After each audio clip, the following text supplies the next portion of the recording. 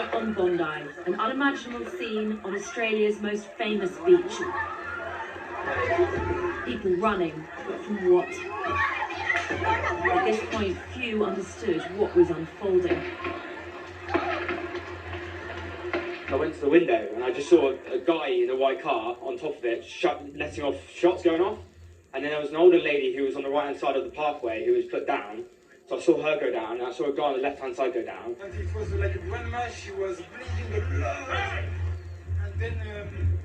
And then like a lot of people, they've been crying. Some people, they became white as well. And yeah, it felt very sad for the Jewish community because it was like a party for them.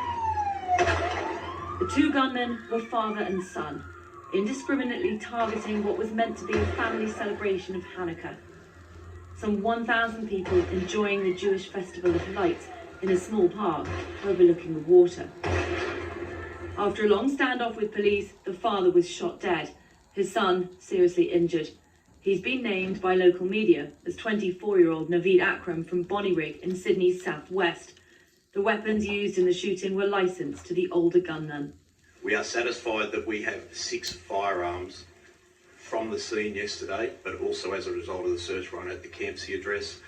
Ballistics and forensic investigation will determine this morning that those 6 firearms are the 6 that were licensed to that man, but also that they were used in the offence yesterday at Bondi.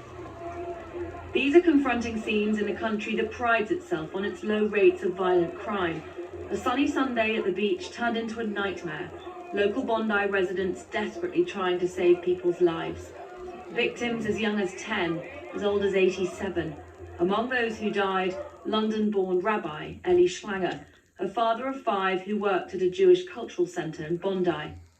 What we saw yesterday was an act of pure evil, an act of anti-Semitism, an act of terrorism on our shores in an iconic Australian location, Bondi Beach, that is associated with joy, associated with families gathering, associated with celebrations.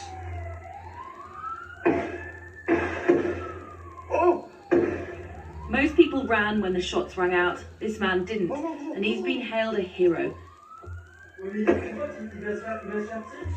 Named locally as Ahmed Al-Ahmed, he made the brave decision to pounce on the gunman from behind, wresting the weapon off him and making it clear to police he had nothing to do with the 2 men.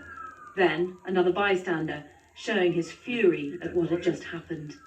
Thank you to innocent bystanders and civilians who stood up, risked their own lives to save other people's lives. This is a terrible, wanton act of destructive violence, but there are still amazing people that we have in Australia, and they showed their true colours last night. Throughout the night, police worked hard to secure the scene. An explosive device was removed from a car thought to be one of the gunmen's. That is no longer a threat.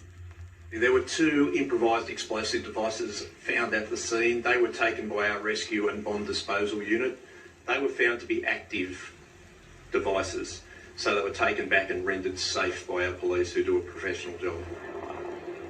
But this is a country in shock. Mass shootings rarely happen here, and in Bondi too, a beach that defines Sydney, this laid-back and safe city that people are so proud of. Australians are in utter disbelief something like this has happened. Katie Watson, BBC News in Bondi. We'll have more from Katie in a moment.